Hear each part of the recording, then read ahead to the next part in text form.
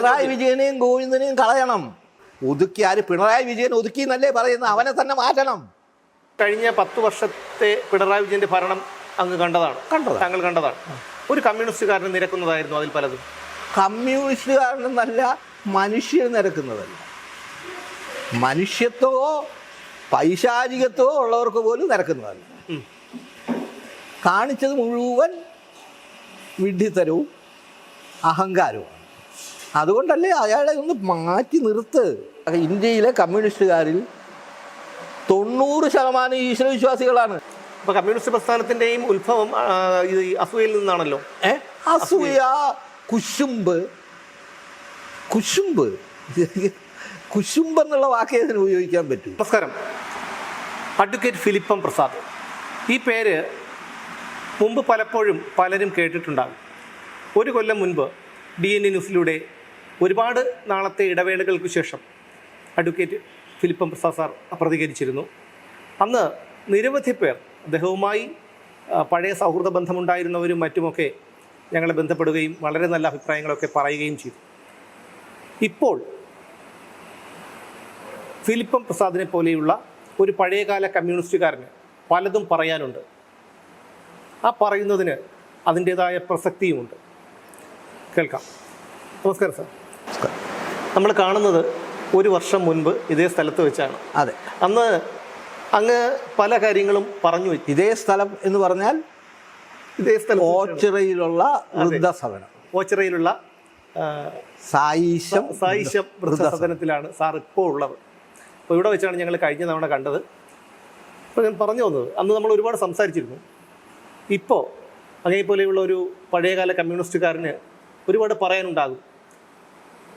നമുക്ക് പിണറായി വിജയനിൽ നിന്ന് തന്നെ തുടങ്ങാം.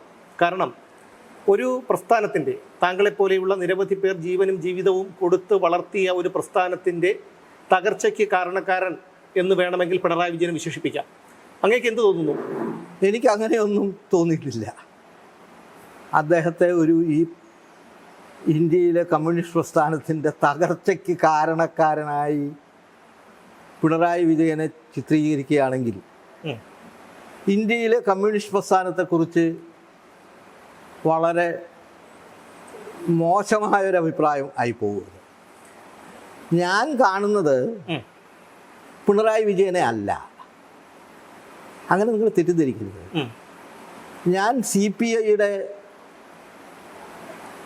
വിദ്യാർത്ഥി സംഘടനയിൽ കൂടി ആൻ്റണി തോമസ്, CK ചന്ദ്രപ്പൻ ഇവരുടെയൊക്കെ കൂടെയാണ് കമ്മ്യൂണിസ്റ്റ് പാർട്ടി പ്രവർത്തനം ആരംഭിച്ചത്. കണിയാപുരൻ്റെ അവിടെ എന്താണ്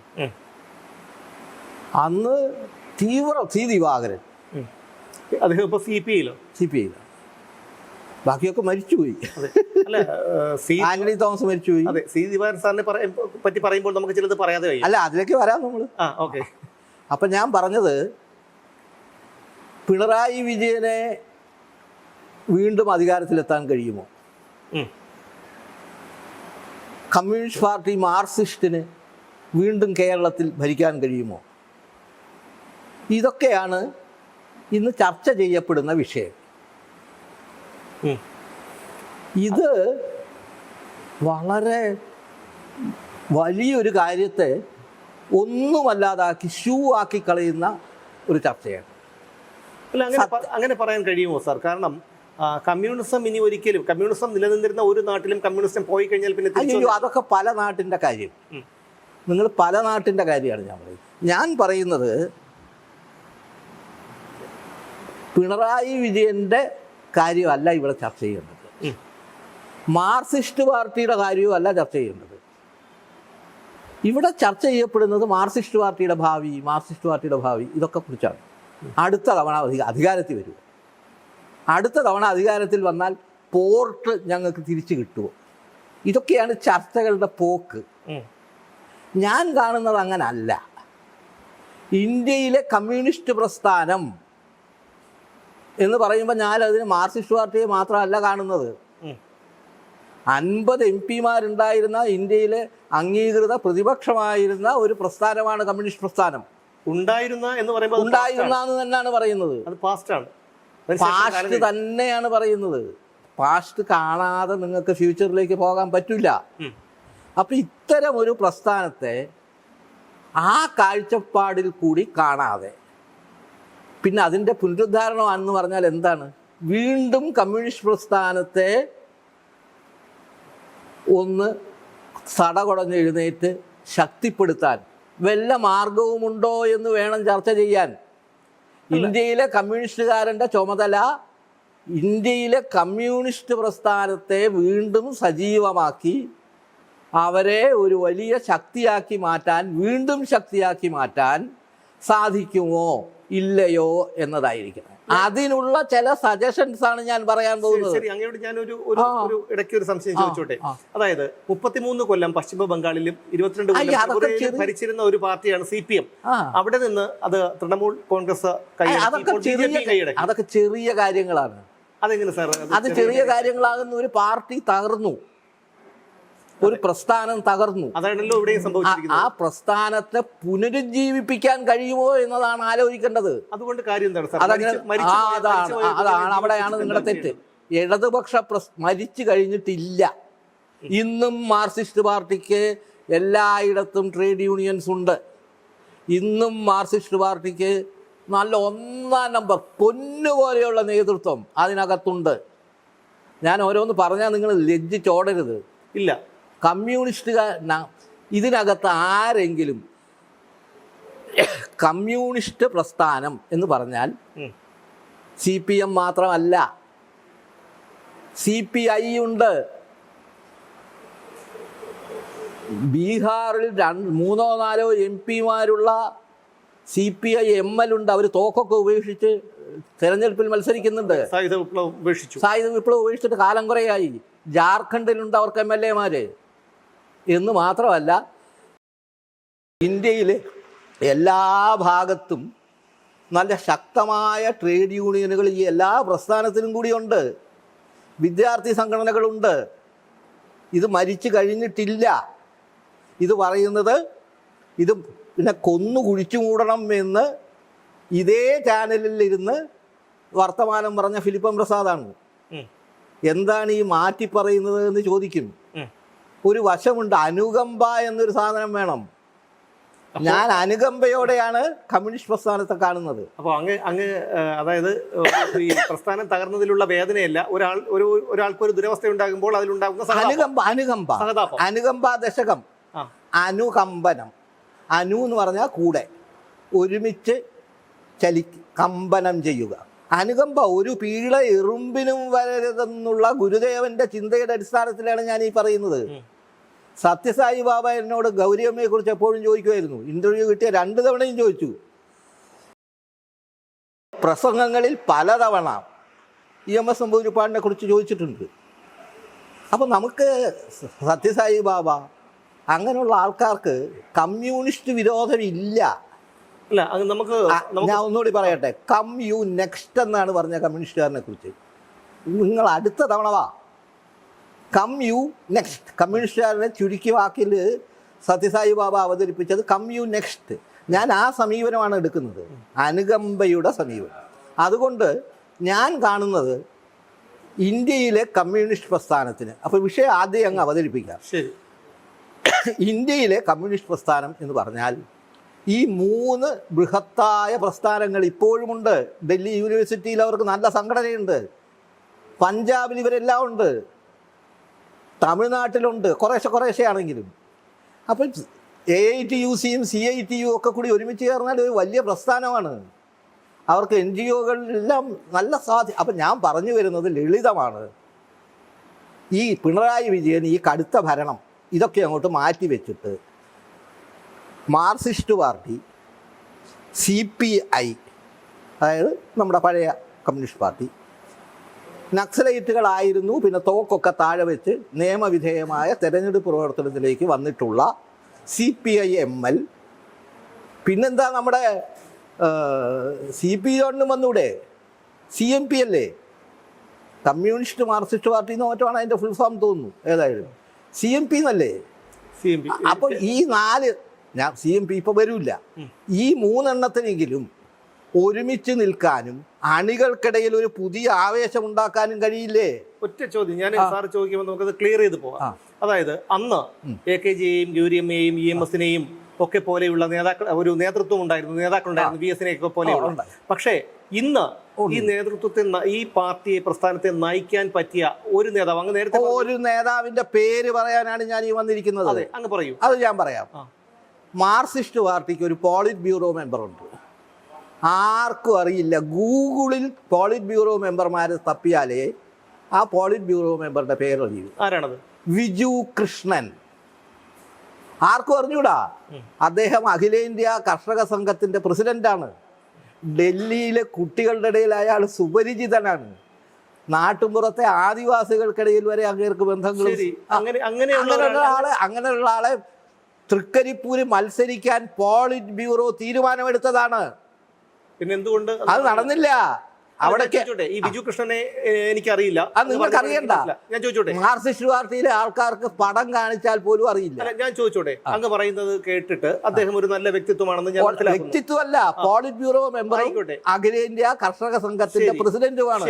എന്തിനാണ് ആ മനുഷ്യനെ, ലളിതമായ ജീവിതം നയിക്കുന്ന ആ മനുഷ്യനെ ഇവർ തമസ്കരിക്കുന്നത്? എന്തിനാണ്? ആ ചോദ്യമാണ് ഞാൻ ചോദിക്കുന്നത്. അങ്ങനെയുള്ള ഒരാളെ ഇനി അഥവാ ഈ നേതൃസ്ഥാനത്തേക്ക് കൊണ്ടുവരാൻ പിണറായി വിജയനും ഗോവിന്ദനും അടക്കമുള്ളവർ സമ്മതിക്കുമോ എന്നുള്ളതാണ്. പിണറായി വിജയനെയും ഗോവിന്ദനെയും കളയണം.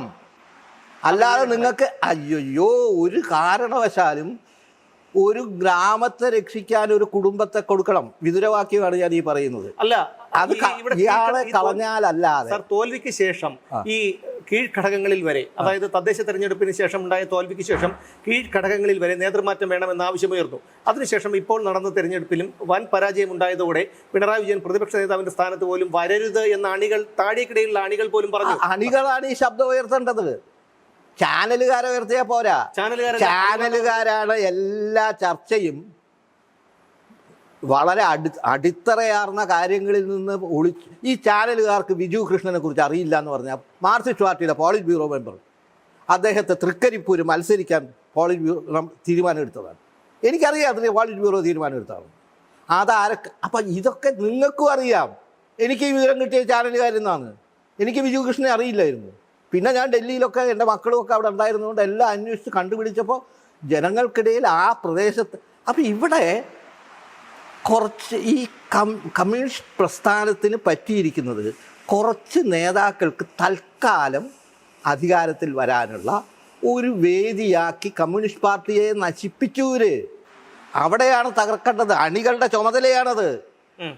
പാർട്ടി അണികൾ CPI-യിലെയും മാർക്സിസ്റ്റ് പാർട്ടിയിലെയും CPI MLA-യും മറ്റും അണികൾ ഏകകണ്ഠമായി പറയണം, നമുക്കിത് പോരാ, ഇത് പറ്റില്ല.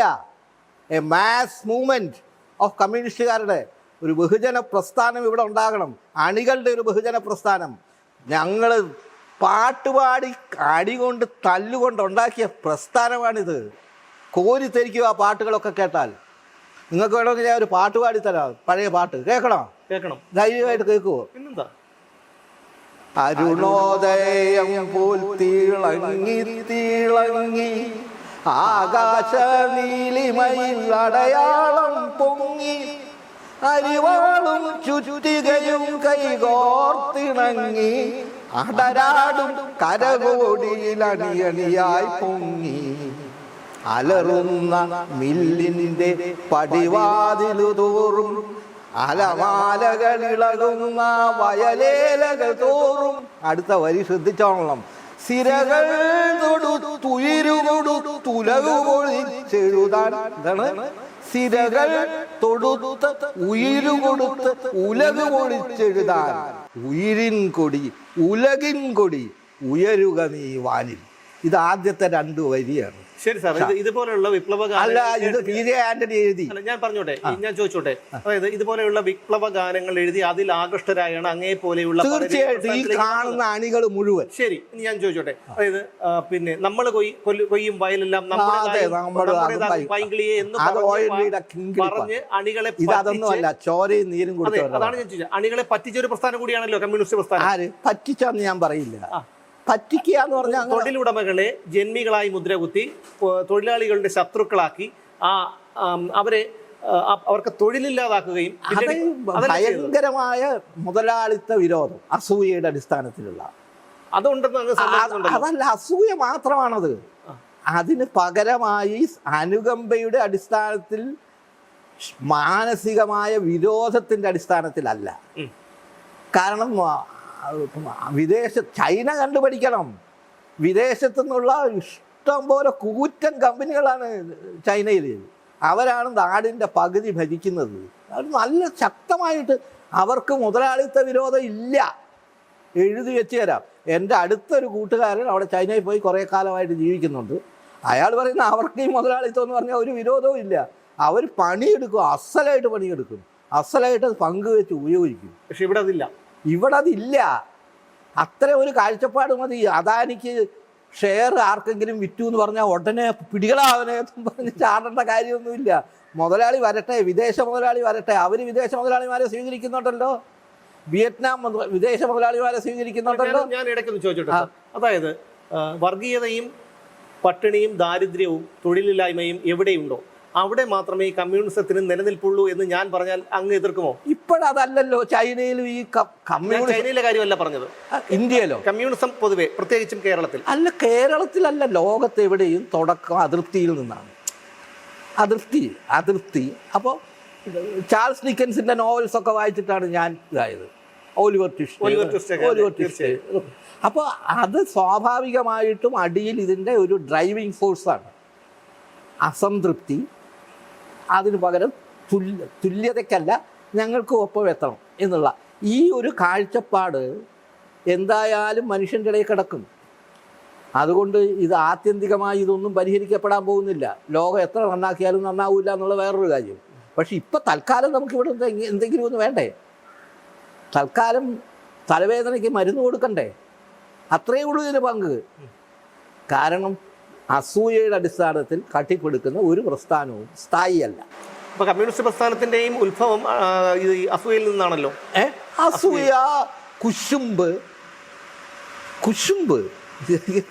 കുശുമ്പ് എന്നുള്ള വാക്കേ ഇതിന് ഉപയോഗിക്കാൻ പറ്റൂ. അപ്പം ഇവിടെ ഞാൻ പറയുന്നത്, അണികൾ ഇന്ത്യയിലെ കമ്മ്യൂണിസ്റ്റ് പ്രസ്ഥാനത്തെ രണ്ടാമതും കെട്ടിപ്പടുക്കാൻ സാധിക്കുമെന്നുള്ളൊരു ആവേശം തോന്നിപ്പോയാൽ അണികൾ പഴയതെല്ലാം മറന്ന് വീണ്ടും ഒത്തുകൂടും. സംശയമൊന്നും വേണ്ട. പക്ഷെ അണികൾക്ക് വിശ്വാസമില്ല, നേതൃത്വത്തിൽ വിശ്വാസമില്ല. ആ നേതൃത്വത്തിലല്ലേ വിശ്വാസമില്ലാത്തത്? കമ്മ്യൂണിസ്റ്റ് പ്രസ്ഥാനത്തിൽ സ്ഥിരം നേതൃത്വം വല്ലതും ഉണ്ടോ? എത്ര തവണ സ്പ്ലിറ്റ് ചെയ്തു കമ്മ്യൂണിസ്റ്റ് പാർട്ടി? എന്താണ് ഇത്ര വലിയ നിർബന്ധം? CPI സ്പ്ലിറ്റ് ചെയ്തിട്ട് 10-20 കൊല്ലമല്ലേ ആയുള്ളൂ, അല്ലേ? CPIയിൽ നല്ല നേതാക്കന്മാരുണ്ട്. എല്ലായിടത്തും നല്ല സത്യസന്ധരായ ധാരാളം പാവപ്പെട്ട പ്രവർത്തകരുണ്ട്. കണ്ണും പറന്ന് അവർക്കൊരാവേശം പകർന്നു കൊടുക്കാൻ ഞങ്ങൾ പിണറായി വിജയനെ മാറ്റി നിങ്ങളെല്ലാം കൂടെ വാ എന്ന് പറയാൻ പറ്റുമോ? എന്തൊരാഗ്രഹമാണ് അതിനകത്തുള്ളത്. നിങ്ങളെ ഒരു കാര്യം ചെയ്യുക, പിണറായി വിജയനെയും ഗോവിന്ദൻ ചേട്ടനെയും മാറ്റി ഞങ്ങളിതാ വേറൊരു ആരെയുള്ളത്, ആരും ഇപ്പോൾ ഇവിടെ ഇല്ല. അധികം വർത്താനം പറഞ്ഞ ആളുകളെ ഉപദ്രവിക്കാത്ത തോമസ് ഐസക്കിനെ വേണം ഈ കൊണ്ടുവരാം. അതല്ലെങ്കിൽ പിന്നെ ആരാ? അതൊന്നും പോരല്ല. അതുകൊണ്ടൊന്നും തൃപ്തരാവില്ല. ഒരു പുതിയ നേതൃത്വം, ഒരു പുതിയ ഐക്യം, ഒരു പുതിയ തുടക്കം, എ ന്യൂ ബിഗിനിങ് എന്നുള്ള ഒരു കോൺസെപ്റ്റ് അണികളുടെ ഇടയിൽ നിന്ന് ഉണ്ടാക്കണം. അതില്ലാതെ അത്തരം ഒരു കാഴ്ചപ്പാടുള്ളത് ഞാൻ ഒരൊറ്റ ആളിലേ കണ്ടിട്ടുള്ളൂ. അത് പറഞ്ഞാൽ നിങ്ങൾക്ക് ഇഷ്ടപ്പെടില്ല. ജി സുധാകരൻ. അയാൾ സംസാരിക്കുമ്പോൾ ഇപ്പോഴും കമ്മ്യൂണിസം വേണം, മാർക്സിസം വേണം, അതിൻ്റെ അടിസ്ഥാനത്തിൽ ഒരു പ്രസ്ഥാനം വേണം. പിന്നെ അറിയപ്പെടാത്ത വേറെ നേതാവിനെ കൂടി ഞാൻ പറഞ്ഞു തരാം. സുരേഷ് കുറുപ്പ്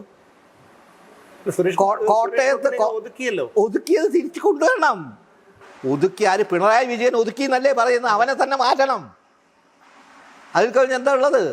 ഒന്ന് ഒതുങ്ങിപ്പോയി ഇരിക്കേണ്ട സാറേ, തൽക്കാലം ഒന്ന് അനാരോഗ്യം ആർക്കണം. അനാരോഗ്യമുണ്ട്, നിങ്ങളെ കൊണ്ട് കഴിയില്ല സഖാവേ, സഖാവ് ഒന്ന് മാറി. അല്ല, അങ്ങനെ മുമ്പൊരിക്കലും CPM-ൽ ഉയർന്നു വരാത്ത വിമത ശബ്ദങ്ങൾ ഇപ്പോൾ അതിനകത്തൊരു പുതിയ ആവേശമില്ല. അല്ല സാർ, അത് CPM-ന്റെ മാത്രം അജണ്ടയാണ്. ഞാൻ ഈ പറഞ്ഞ CPM-ന്റെ അജണ്ടയല്ല. ഞാനിത് CPM, CPI, CPIML, കഴിയുമെങ്കിൽ നമ്മുടെ ജോൺ മന്ത്രി കസേരയൊന്നും കളയാതെ തന്നെ CP ജോൺ നല്ല സഖാവാണ്. എനിക്ക് നല്ല അടുത്ത പരിചയം. ടാലന്റഡ് ആളാണ്. ഒരു പോളിറ്റ് ബ്യൂറോ മെമ്പറൊക്കെ ആകാൻ പറ്റിയ ആളാണ്. ഇതെന്ത്? സുരേഷ് കുറുപ്പ് കോട്ടയത്ത് ക്രിസ്ത്യാനികളുടെ കോട്ടയിൽ വലിയ പിന്തുണയൊന്നും കമ്മ്യൂണിസ്റ്റ് പാർട്ടിക്ക് പണ്ടേ ഇല്ലാത്ത സ്ഥലത്ത് വിജയിച്ച MP ആണ്. അയാളിപ്പോൾ മൂകാംബികയിൽ പോകും. അതൊരു മഹാപാപമല്ലാതെ അയാൾ ചെയ്യുന്നത്. മൂകാംബികയിൽ നിന്ന് പൊയ്ക്കോട്ടെ. അയാൾ മൂകാംബികയിൽ പോകുന്നത് എല്ലാവർക്കും അറിയുന്ന കാര്യമല്ല. മൂകാംബികയിൽ പോയി 4, 5, 6 ദിവസമൊക്കെ താമസിക്കുന്നുണ്ട്. അതൊരു നല്ല കാര്യം. അയാൾ ഒരു നല്ല നിലയിലാണ് വളർന്നു വരുന്നത്. ഇവരെയൊക്കെ ഇതിനകത്ത് കമ്മ്യൂണിസ്റ്റുകാർക്കുള്ള കപടമായ ഈശ്വര വിശ്വാസ നിഷേധം, അതിൻ്റെ ആവശ്യമില്ല. ഇന്ത്യയിലെ കമ്മ്യൂണിസ്റ്റുകാരിൽ 90% ഈശ്വര വിശ്വാസികളാണ്. ആണല്ലോ. അതാണല്ലോ പിണറായി വിജയന്റെ ഭാര്യ മകളുമൊക്കെ പോയില്ലേ, കൈകടിച്ച് വാ മക്കളെ എന്ന് പറഞ്ഞ് കൃഷ്ണൻ അവിടെ നിന്ന് വിളിച്ചല്ലേ. പോയില്ലേ? നിങ്ങൾക്ക് ദൈവത്തെ തോൽപ്പിക്കാൻ കഴിയില്ല. ഇന്ത്യയിൽ ദൈവത്തെ തോൽപ്പിച്ചിട്ടൊരു കളി നടക്കില്ല. ഇന്ത്യയിൽ ദൈവം ഉണ്ടായാലും ഇല്ലെങ്കിലും ഇന്ത്യയിൽ ദൈവം വളരെ ശക്തമാണ്. ഇന്ത്യയിൽ അമ്പലങ്ങൾ വളരെ ശക്തമാണ്. ഇങ്ങനെയുള്ള ഒരു പുതിയ കമ്മ്യൂണിസ്റ്റ് പ്രസ്ഥാനം കമ്മ്യൂണിസ്റ്റ് യൂണിറ്റിയുടെ അടിസ്ഥാനത്തിൽ കൊണ്ടുവരികയും പഴയ നല്ല കമ്മ്യൂണിസ്റ്റുകാരെ ലീഡർഷിപ്പിലേക്ക് കൊണ്ടുവരികയും അതിൽ CPIയിൽ നല്ല നേതാക്കന്മാരുണ്ട്. CPI ML ഇതിലുമൊക്കെ മെച്ചപ്പെട്ട നേതാക്കളുണ്ട്. നല്ല കുട്ടിക്കുറുമ്പൻ സഖാക്കളുണ്ട് അതിനകത്ത്. അവർ ഈ തോക്കെല്ലാം വെച്ച് കഴിഞ്ഞാൽ പിന്നെന്താ അവർക്ക് കുഴപ്പം? താഴെ വെച്ചിട്ട് കുറേ കാലമായി. ഇങ്ങനെയുള്ള ഒരു ശക്തമായ ഇടതുപക്ഷം, ആ ഇടതുപക്ഷത്തിൻ്റെ ചുറ്റും മുലായം സിംഗ് യാദവിൻ്റെ ബാക്കികൾ കുറേ അവിടെ നല്ല ശക്തമായിട്ട് കിടപ്പുണ്ട്. യാദവ് സംഘം, BSPയുടെ ബഹുജൻ സമാജ് പാർട്ടിയുടെ ആൾക്കാർ ഇപ്പോഴും അവിടെ ശിഥിലമായിട്ട് കിടപ്പുണ്ട്. ബിജു ജനതാദളുണ്ട്. ഇങ്ങനെയുള്ള വിശാലമായ പട്ടികജാതി പട്ടികവർഗ അംബേദ്കറൈറ്റ് പാർട്ടികളുണ്ട്. ഇവരെയൊക്കെ കോർത്തിണക്കി പട്ടികജാതി പട്ടികവർഗ അതുപോലെ നമ്മുടെ പിന്നോക്ക ജാതികൾ ഇപ്പോൾ എന്തുകൊണ്ട് നമ്മുടെ SNDPക്കാരെ എടുത്തുടാ? SNDPയെ അങ്ങോട്ട് മാറ്റി നിർത്തി നിങ്ങൾ ഈ വർഗീയതയൊക്കെ കള ഇത്ര കൊച്ചു കാര്യങ്ങൾ പറഞ്ഞ് വലിയ പ്രസ്ഥാനങ്ങളെ തകർത്ത് മാറ്റരുത്. അപ്പോൾ ഇങ്ങനെ വിശാലമായി ചിന്തിക്കുന്ന ചൈനയിലെ കമ്മ്യൂണിസ്റ്റുകാർ ഇപ്പോൾ ചിന്തിക്കുന്ന പോലെ, വിയറ്റ്നാമിലെ കമ്മ്യൂണിസ്റ്റുകാർ ഇപ്പോൾ ഒരു കമ്മ്യൂണിസ്റ്റ് എന്നുള്ള വാക്ക് അധികം ഉപയോഗിക്കാറില്ല, അവർ ചിന്തിക്കുന്നത് പോലെ ചിന്തിക്കാൻ. എന്തുകൊണ്ടാണ് ഈ കമ്മ്യൂണിസ്റ്റ് ഭരണം നിലനിന്നിരുന്ന ഒരു രാജ്യത്ത് കമ്മ്യൂണിസം എന്ന ഒരു വാക്ക് അധികം ഉപയോഗിക്കില്ല എന്ന് അങ്ങ് പറയുന്നത് എന്തുകൊണ്ടാണ്? എവിടെ? ചൈനയിലോ? അല്ല, വിയറ്റ്നാമിൽ. അതിൻ്റെ ആവശ്യമില്ല. അവർക്ക് അവരുടെ ദേശീയതയുണ്ട്. ഹോച്ചിമിന്നുണ്ട്. അവർ മാർസ് എംഗൽസിൻ്റെ ഒന്നും പടം അധികം വയ്ക്കില്ല. വല്ലപ്പോഴും വെച്ചാലേ ഉള്ളൂ. ഹോച്ചിമിൻ്റെ പടയും അവിടെ വളരെ ശക്തമാണ്. അപ്പോൾ ഇവിടൊക്കെ ഇൻ്റർനാഷണൽ കമ്മ്യൂണിസ്റ്റ് പ്രസ്ഥാനം എന്ന് പറഞ്ഞാൽ മതിയോ? ഇതിനെക്കുറിച്ചൊക്കെ ഒന്ന് ആലോചിക്കണ്ടേ? അന്യനാടുകളിൽ എന്താണ് നടക്കുന്നതെന്ന് അറിയണ്ടേ? എന്താണ് ചൈനയിലെ സ്ഥിതി, എന്താണ് വിയറ്റ്നാമിലെ സ്ഥിതി, ഇതൊക്കെ ഒന്ന് അറിയണ്ടേ? അപ്പോൾ ഈ തരത്തിൽ വിശാലമായ അടിസ്ഥാനത്തിൽ ചിന്തിക്കാൻ ഇപ്പോഴത്തെ നേതൃത്വത്തിന് കഴിയില്ല. അവിടെയാണ് പാർട്ടി അണികളിൽ ഇപ്പോഴും കനൽ ബാക്കിയുള്ള. ഇപ്പം ഞാൻ പാടിയില്ലേ, മരുഭൂമി നിൻകീഴിൽ മലർവാടിയായി. അടുത്ത വരികയാണ് ഇതിൻ്റെ. മരുഭൂമി നിൻകീഴിൽ മലർവാടിയായി, മരണങ്ങൾ നിൻകീഴിൽ മധുരങ്ങളായി. മരണങ്ങൾ നിൻകീഴിൽ മധുരങ്ങളായി. ഇത് PJ ആൻ്റണി എഴുതിയ പാട്ടാണ്. PJ ആൻ്റണി പിന്നെ ക്രിസ്ത്യാനിയായി കോട്ടയിൽ കിടന്നാണ് മരിച്ചത്. നല്ല അതാണ് മരിച്ചത്. അവിടെയാണ് അദ്ദേഹം അവിടെ ആയിരുന്നു. അപ്പം ഞാൻ പറഞ്ഞു വന്നത്, കാരണം ദൈവവിശ്വാസകത്ത് കിടക്കുകയാണ്. നിങ്ങൾ ഈ ദൈവം ഉണ്ടായാലും ഇല്ലെങ്കിലും അതൊരു നിഴലായിട്ടെങ്കിലും മനുഷ്യൻ്റെ അകത്തുണ്ട്. അതിൻ്റെ കയറി നിങ്ങൾ യുദ്ധം ചെയ്യണ്ട. അല്ല, ഞാൻ ചോദിച്ചോട്ടെ, കമ്മ്യൂണിസ്റ്റുകാർക്ക് സംബന്ധിച്ചിടത്തോളം ഇപ്പം ഒരാൾ ഈശ്വരനിൽ വിശ്വസിക്കുന്നത് നല്ല കാര്യമെന്നാണ് എൻ്റെ വ്യക്തിപരമായിട്ടുള്ള അഭിപ്രായം. കാരണം നമുക്ക് തെറ്റുകളിൽ നിന്ന് ഒരു പരിധിവരെ ഈശ്വരനെ ഭയന്നെങ്കിലും ഒഴിഞ്ഞു നിൽക്കാൻ കഴിയും. അതുകൊണ്ട് ഒരു ഈശ്വര വിശ്വാസം ഉള്ളത് കൊണ്ട് ഒരു മനുഷ്യനും മോശമായി ഒന്നും സംഭവിക്കുന്നില്ല. പക്ഷെ എന്തുകൊണ്ടാണ് കമ്മ്യൂണിസ്റ്റുകാർ എപ്പോഴും ഈശ്വരനെ എതിർക്കുന്നത്? അത് വെറുതെ പറയുകയാണ്. കമ്മ്യൂണിസ്റ്റുകാരുടെ നേതാക്കന്മാരിൽ കുറച്ചു പേര്, അത്രയേ ഉള്ളൂ. കമ്മ്യൂണിസ്റ്റ് പാർട്ടികളുടെ നേതൃത്വത്തിലെ കുറച്ച് പേര്, ബാക്കിയുള്ളവരെല്ലാം it is a Hindu political party. ഹിന്ദുക്കൾ ബഹുഭൂരിഭാഗമുള്ള ഒരു പൊളിറ്റിക്കൽ പാർട്ടിയാണത്. ബഹുഭൂരിഭാഗം മുസ്ലിങ്ങളുള്ള പൊളിറ്റിക്കൽ പാർട്ടിയെ നമ്മൾ സെക്കുലർ പൊളിറ്റിക്കൽ പാർട്ടി എന്ന് വിളിക്കാൻ തയ്യാറല്ല. കാരണം എന്താ, അത് ആശാനെ ഞങ്ങൾക്കറിയാം നിങ്ങളുടെ പുറകിൽ പച്ചയുണ്ടെന്ന്. അതുപോലെ ഈ ഇവരെയും കാണണം. ആരെ? മാർക്സിസ്റ്റ് പാർട്ടി മാർക്സിസം എന്ന് ലേബൽ ഇട്ടിച്ചുകൊണ്ട് ഒരു തകരാറുമില്ല. It is a Hindu political party.